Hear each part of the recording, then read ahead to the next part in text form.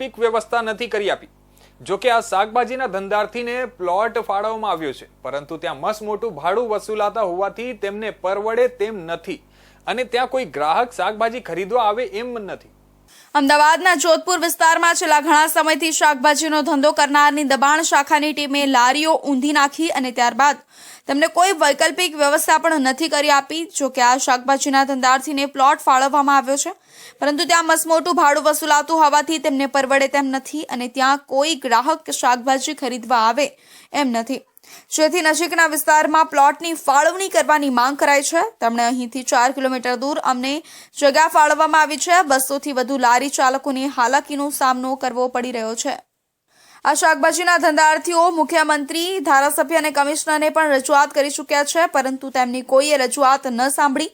ત્યારે હવે તેમના ધરણાના 37 દિવસ પછી એએમસીના વિપક્ષ નેતા શહેજાદ ખાન પઠાણ અને ધારાસભ્ય હિંમતસિંહ પટેલ લારી ગલ્લાના પાથરણા સંઘને મળવા જોધપુર પહોંચ્યા હતા।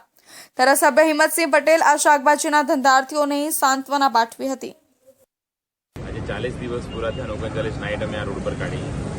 મુખ્યમંત્રી સહિત અમદાવાદના મ્યુનિસિપલ કમિશનર તમામ લોકોને વારંવાર અમે લેખિતમાં આપ્યું છે કે ભાઈ બહુ નોમિનલ સામાન્ય આ લોકોની માગણી છે। એ વિસ્તારમાં 5-7 પ્લોટ ખાલી પડ્યા છે, રહેણાંક વિસ્તાર છે, આ લોકોના અહીંયા કસ્ટમરો રહે છે, ત્યાં જગ્યા ફાળો જેથી કરીને ધંધો થાય। આ કોઈ પણ પ્રકારની વાત માનવા તૈયાર નથી અને અવાવરૂ જગ્યા ઉપર પેલેન્દ્ર ગાર્ડનની પાછળ અહીંથી ખૂબ દૂર જ્યાં કોઈ પબ્લિક લેવા જઈ નથી, એ જગ્યાએ જ આ લોકોની જીત છે કે ભાઈ તમારે આ બજાર અહીંયા જ ચલાવવું પડશે, ઘરની 3100 ભાડું આપવાનું અને 11,500 ડિપોઝિટ આપવાની। આ રીતની જોડ જબરદસ્તી કરી એની સામે અમે તમામ લોકો અહીંયા છેલ્લા 40 દિવસથી ધરણા ઉપર બેઠા છીએ। કઈ જગ્યાએ રજૂઆત કરી લોકલ કરીને ક્યાં સુધી આપણે ગઈ 23/12 અમે બહેનો ગયા હતા મુખ્યમંત્રી જનસંપર્ક કાર્યાલયમાં, રૂબરૂ મુખ્યમંત્રીને મળ્યા। મુખ્યમંત્રીએ ચા ઓફર કરી હતી, બેને કીધું સાહેબ અમારો ઉપવાસ છે, એટલે અમે ચા નહીં પી, આટલા દિવસથી અમારો ઉપવાસ ચાલે છે।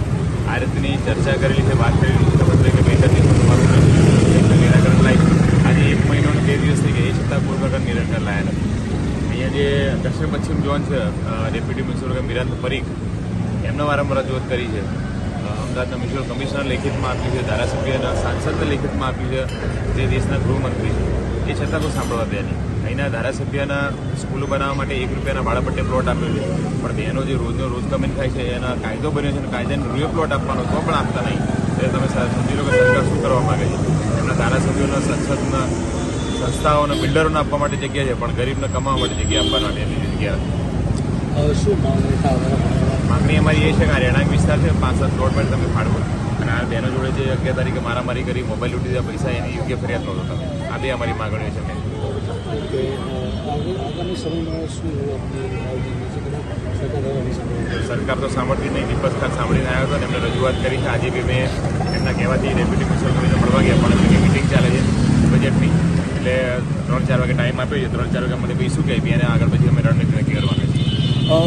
આ હતા લારી ગલ્લાના જે યુનિયન છે, તેમનું કહેવું છે કે સરકાર દ્વારા 1 રૂપિયા ભાડા પટ્ટે જે બિલ્ડરોને જમીન ફાળવવામાં આવે છે, રોજિંદુ કમાવનારને જે જગ્યા નથી મળતી। કેમેરા પર્સન રાજ સાથે ગિરીશ બારોટ,